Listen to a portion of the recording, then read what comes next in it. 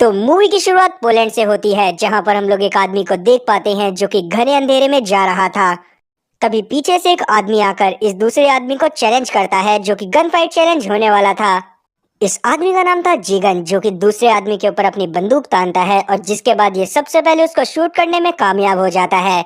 लेकिन वो आदमी अभी भी मरा नहीं था, जो चीज देखने के बाद जिगन काफी ज्यादा शॉक होता है, क्योंकि अभी के टाइम तक का ये सबसे बेस्ट शूटर माना जाता था। तब जिगन इसके पास आता है और इसे जान से मार देता है, जिसके बाद ये अपनी गन को चेक करता है, जिसमें उसे कुछ खराबी लग रही थी और इसीलिए उस गन को सही करवाने के लिए पहुंच जाता है अगले दिन मैक्सिको में, जहां पर ये एक आदमी के पास आया था जो कि गन को बनाया करता था। और फिर जब ये इस गन से दूसरे आदमी के सामने शूट करने की कोशिश करता है तो इसका निशाना कुछ इंचेस से चूक जाता है। तब जाकर इसे कंफर्म हो जाता है कि इसकी बंदूक में जरूर कोई ना कोई खराबी है। साथ ही यहाँ पर डाइजुकी दूसरी बंदूकों को भी चला कर देखता है, जिससे इसका निशाना एकदम परफेक्ट लग रहा था और इसलिए ये बिल्कुल श्योर हो गया था कि इसकी बंदूक में ही कोई ना कोई खराबी है। लेकिन वो आदमी जिसके पास डाइजुकी अपनी गन को सही करवाने के लिए आया था, लाख कोशिश करने के बावजूद भी इसे उसकी बंदूक में कोई भी खराबी नहीं मिलती। और तब ये यहाँ पर डाइजुकी को दूसरी बंदूक देने की कोशिश करता है, पर डाइजुकी जिसने आज तक जो भी अचीव करा था वो इसी गन की मदद से करा था, इसीलिए वो इसको चेंज नहीं करना चाहता था। और इस चीज को देखते हुए वो वेपन एक्सपर्ट इसे एक दूसरे वेपन एक्सपर्ट के पास भेजता है, जो कि जापान में रहा करता था और शायद वो इसकी मदद कर सकता था। अब जापान के बारे में सुनने के बाद डाइसुकी कुछ समय के लिए शांत हो गया था, क्योंकि इसने बहुत पहले ही जापान को छोड़ दिया था। लेकिन अभी के टाइम पर अपनी बंदूक सही करवाने के लिए इसे जापान में ही जाना पड़ता है। अब उस सिटी में पहुंचने के बाद डाइसुकी सबसे पहले अपने एक पुराने साथी से मिलता है, जिसका नाम था किंजो, जिससे बात कर कर इसे सिटी के बारे में काफी सारी चीजें जानने को मिलती हैं। जैसे इस जगह पर सिर्फ होमलेस पर्सन या फिर क्रिमिनल्स ही रहते हैं, जो कि पुलिस वालों से भाग रहे थे। और साथ ही इस जगह की एक नई लीडर बन गई है, जिसने पुराने वाले लीडर को मार दिया था। जिसके बाद यहाँ पर किंजो इसको उस आदमी का एड्रेस दे देता है, जिसके पास अभी के टाइम पर डेसुकी को जाना था। और उस जगह का एड्रेस लेने के बाद यहाँ पर डाइसुके ज्यादा टाइम वेस्ट नहीं करता और निकल जाता है उस जगह की तरफ, जहाँ पर इसे जिहारू नाम की एक वेपन एक्सपर्ट मिलने वाली थी। जहां पर जाने के बाद ये काफी ज्यादा शौक होता है, क्योंकि जिहारू एक बहुत बूढ़ी लेडी थी, जो कि अभी के टाइम पर एक वॉच शॉप चलाया करती थी। साथ ही अभी के टाइम पर जिहारू जब इसकी बंदूक को देखती है तो वो इसको सही करने से साफ इनकार कर देती है, क्योंकि अभी के टाइम पर वो रिटायर हो गई थी और साथ ही उसे सही से दिखाई भी नहीं देता था। तब डाइसुकी भी इन्हें ज्यादा फोर्स नहीं करता और यहाँ से चला जाता है। दूसरी तरफ हम लोग क्योको नाम की एक लड़की को देख पाते हैं, जो कि एक लड़के के साथ एक लड़की की जान बचाने में लगी हुई थी। इस लड़के का नाम था यूया, और जिस लड़की को ये बचाने की कोशिश कर रहे थे वो एक स्पेशल चाइल्ड थी, जिसका नाम था ओडो। इन लोगों को काफी ज्यादा मार पड़ी थी, पर उसके बावजूद भी ये लोग उस लड़की को बचाकर किसी तरह से अपने घर में लेकर आ जाते हैं। और घर में आने के बाद यूया यहाँ पर अपना मेन प्लान रिवील करता है कि वो ओडो को किसी और माफिया को बेचने वाला था, जो कि इसे ज्यादा पैसे देगा। जो सुनने के बाद क्योको को काफी ज्यादा गुस्सा आता है और यहाँ पर यूया और साथ ही क्योको की लड़ाई होने लगती है। वहीं हम लोग डाइसुकी को देख पाते हैं, जो कि एक होटल में बैठकर अपनी गन को वापस से चलाने की कोशिश कर रहा था, लेकिन अभी भी इसे इसमें कोई भी खराबी नहीं दिखती, बस इसे लग रहा था कि ये खराब है। जहां पर अगले दिन ये वापस से पहुंच जाता है जिहारू के पास, ताकि ये बंदूकों के बारे में और काफी सारी चीजें जान सके। अब यहाँ पर ये जिहारू से कुछ बात कर ही पाता कि इतने में ही यहाँ पर ओडो पहुंच जाती है, जिसके हाथ में क्योको की एक वॉच थी। और वो वॉच देखने के साथ ही जिहारू समझ जाती है कि ये क्योको की वॉच है, इसीलिए वो ओडो से पूछने लगती है कि आखिरकार क्योको कहाँ पर है। पर ओडो, जो कि कुछ भी नहीं बोल सकती थी, वो इसे नहीं बता पाती। अब इसी एरिया में एक लग्जरी बिल्डिंग में हम लोग एडल नाम की एक लड़की को देख पाते हैं, जो कि व्हीलचेयर पर बैठी हुई थी, क्योंकि इसका एक पैर नकली था। यहीं पर हीरो नाम का एक आदमी आया हुआ था, जो कि याकुजा गैंग का लीडर था। और यहाँ पर इन दोनों की बातों से हम लोग ये जान पाते हैं कि हीरो ने एक आदमी को पकड़ा है, जो कि याकुजा गैंग में था, जो कि बच्चों को पकड़कर एडल को सप्लाई करा करता था। पर एडल ये नहीं बता पाती कि आखिरकार वो बच्चों का क्या करती थी। तब यहाँ पर वो इसके ऊपर गुस्सा करने लगता है और साथ ही वो उस आदमी को भी पकड़कर लाया था। और वो आदमी जो कि बच्चों को किडनैप करा करता था, वो कोई और नहीं बल्कि यूया था। और इस बात को जानने के बाद एडल को काफी ज्यादा गुस्सा आती है, क्योंकि उसने यूया से बोला था कि उसे किसी की भी नजरों में नहीं आना है। तब हीरो यहाँ पर एडल को समझाने की कोशिश करता है कि इन्हें अपने ड्रग्स के बिजनेस पर ही रहना चाहिए और साथ ही वेपन के बिजनेस पर, इन्हें बच्चों को अपने गैंग में इन्वॉल्व नहीं करना चाहिए। और ये सब बोलने के बाद हीरो यहाँ पर यूया को जान से मार देता है, जो देखने के बाद एडलिन को काफी ज्यादा गुस्सा आती है। जिसके बाद वो अपना नकली टांग निकालती है, जिसके अंदर इसने एक बंदूक छुपा कर रखी हुई थी। आगे ये उस बंदूक को उठाती है और यहाँ पर मौजूद एक एक आदमी को अपनी स्किल की मदद से मार देती है, जो चीज देखने के बाद सभी लोग काफी ज्यादा शॉक थे। और इस लड़ाई के दौरान हीरो का भी एक आदमी एडलिन की मदद कर रहा था, जो असल में एडलिन का ही आदमी था, जिसके पास ये ताकत थी कि वो जिस भी आदमी को मारता था उसका रूप ले सकता था। अब वहीं हम लोग जिहारू और साथ ही डायसुकी को आपस में बात करते हुए देख पाते हैं, जहाँ पर जिहारू इसे क्योको के बारे में बता रही थी। क्योको एक प्रोस्टिट्यूट थी जो कि एक टाइम पर प्रेग्नेंट हो गई थी, इसीलिए उसका बॉस चाहता था कि वो उस बच्चे को गिरा दे। पर क्योको, जो कि उस बच्चे को पालना चाहती थी, वो जिहारू के पास आई ताकि वो उससे एक गन ले सके, जिसके बदले में वो जिहारू को एक बहुत ही कीमती वॉच देना चाहती थी, क्योंकि जिहारू की एक वॉच शॉप थी। लेकिन जिहारू को जब क्योको की कंडीशन के बारे में पता चला तो उसने क्योको की मदद भी करी और साथ ही उससे वो वॉच भी नहीं ली। और क्योंकि क्योको काफी ज्यादा अच्छी थी, इसीलिए जिहारू यहाँ पर डायसुकी से बोलती है कि वो क्योको को किसी भी तरह से ढूंढ के लाए और बदले में जिहारू इसकी बंदूक को सही करेगी। अब डायसुकी वैसे तो यहाँ पर कुछ भी नहीं करना चाहता था, पर क्योंकि वो जानता था कि जिहारू के अलावा उसकी बंदूक को कोई और सही नहीं कर सकता, इसीलिए वो इसकी बात को मान जाता है। साथ ही ओडो, जिसको अभी के टाइम पर भी एडेलिन के आदमी ढूंढ रहे थे, ओडो यहाँ पर इनके पास बचने के लिए ही आई थी।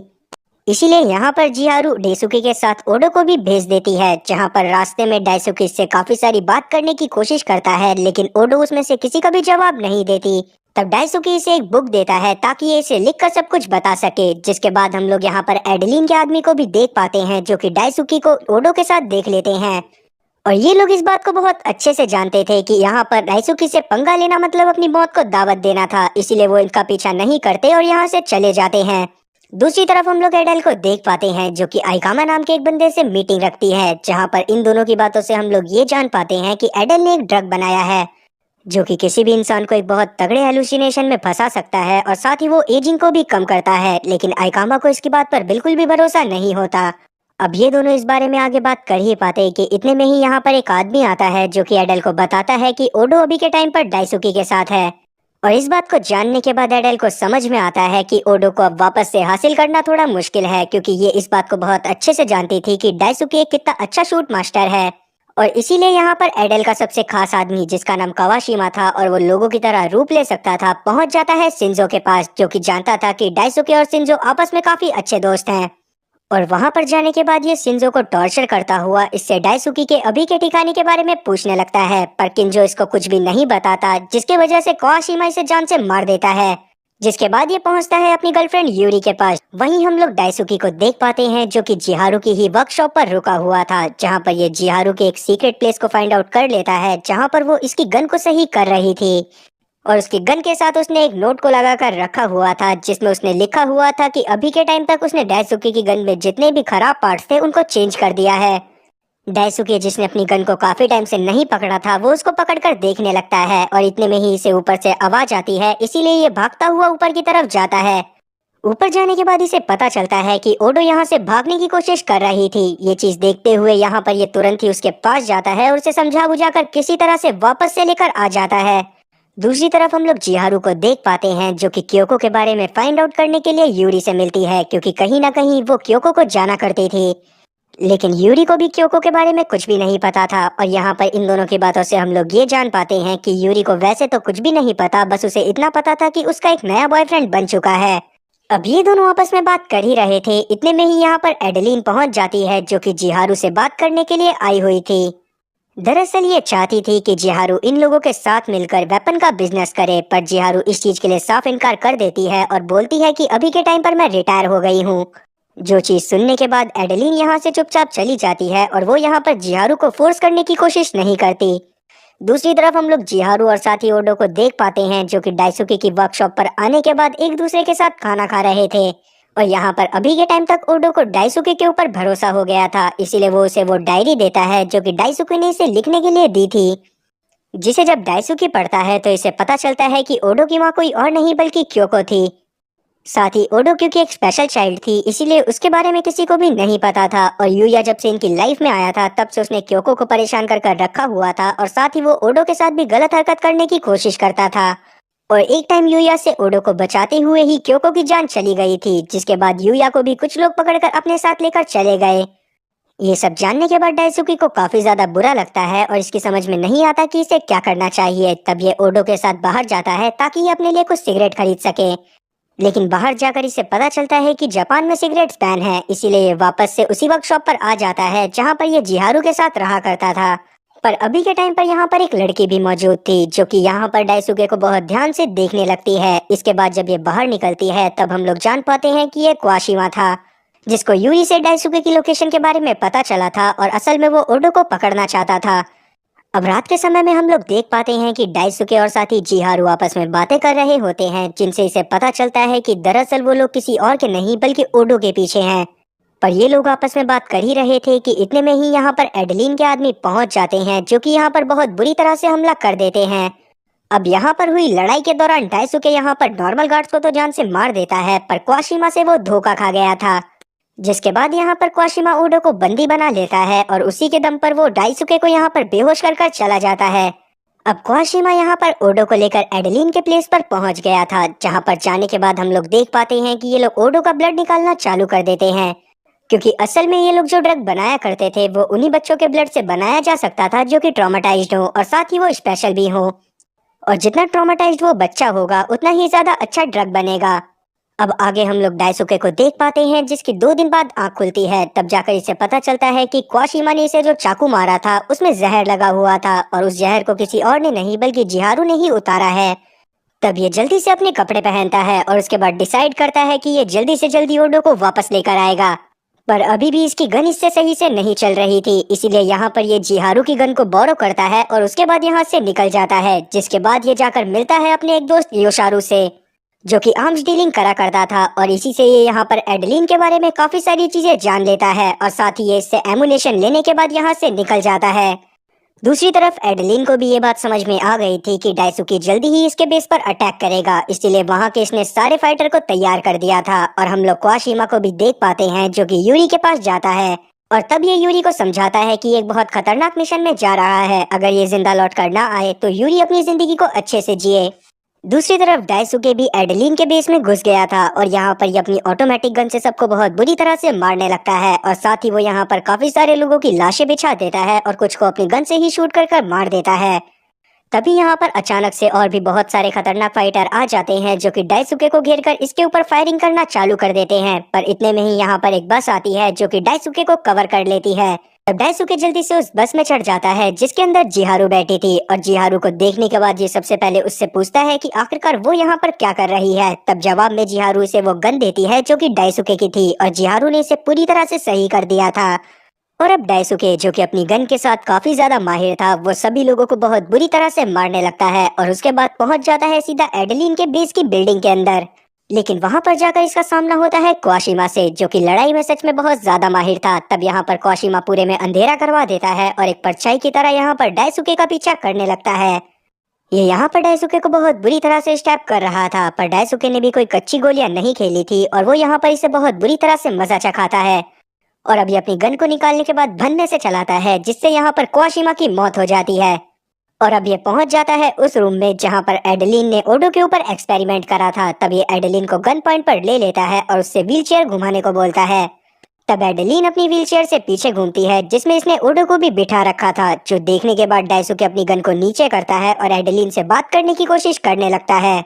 ओडो जो कि उस चेयर पर बेसुध बैठी हुई थी, यहाँ पर डाइसुके उससे भी बात करने की कोशिश करता है, लेकिन ओडो उसको कोई भी रिप्लाई नहीं करती।